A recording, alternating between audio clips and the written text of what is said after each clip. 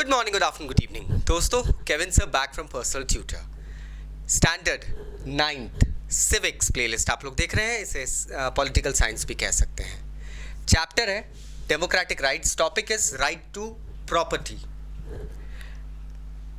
Property एक इंसान की कमाई से उत्पन्न होने वाली चीज को कहते हैं। उसकी कोई सी भी ऐसी लायबिलिटी, उसका असेट जो रहता है, नॉट लायबिलिटी, असेट जो रहता है वो बाद में उसकी लायबिलिटी बन जाती है क्योंकि उसको उसकी देखरेख भी करना रहती है।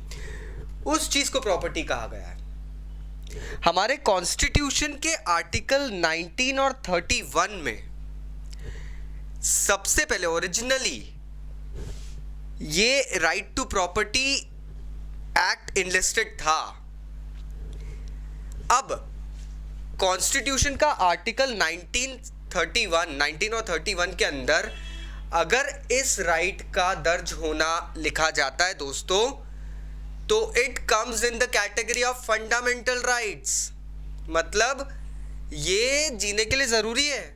लेकिन फिर कुछ लोगों ने सोचा कि boss, how can the right to property become a fundamental right of a person living in a country? क्योंकि प्रॉपर्टी उस इंसान की होती है जिसने वो कमाई रहती है। भाई, आपको आपके माता पिता की प्रॉपर्टी मिलती है क्योंकि आपने कहीं ना कहीं अपने माता पिता के लिए कुछ किया होता है। आपको एक प्रॉपर्टी मिलती है क्योंकि आपने मेहनत करी होती है।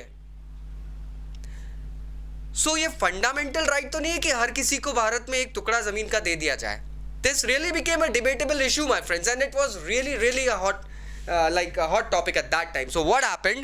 44th Amendment Act of 1978 के अंतर्गत राइट टू प्रॉपर्टी को इस लिस्ट से निकाल दिया गया, फंडामेंटल राइट्स की लिस्ट से दोस्तों।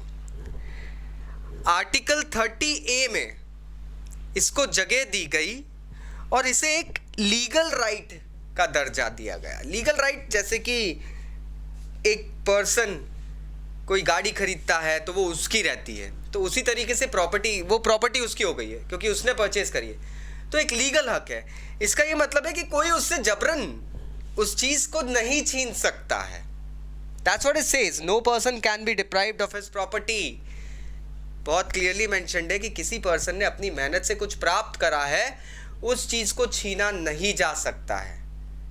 क्योंकि बहुत सारी चीजें जुड़ी रहती है उसके साथ में दोस्तों। उसका सेल्फ रिस्पेक्ट होता है, उसका अभिमान होता है, उसकी सेफ्टी रहती है, उसके ड्रीम्स रहते हैं। और जब वो चीज़ ऐसे ही चली जाती है तो उस पर्सन को एक डिप्रिवेशन की सिचुएशन मिलती है। तो ये एक मेंटल हरासमेंट की कैटेगरी में आया और इसीलिए इसको एक लीगल राइट का दर्जा दिया गया। आई होप अब आप ये टॉपिक समझ सकते हैं। स्टिल कोई डाउट्स है तो प्लीज़ कमेंट बॉक्स से कमेंट करना। Bye bye.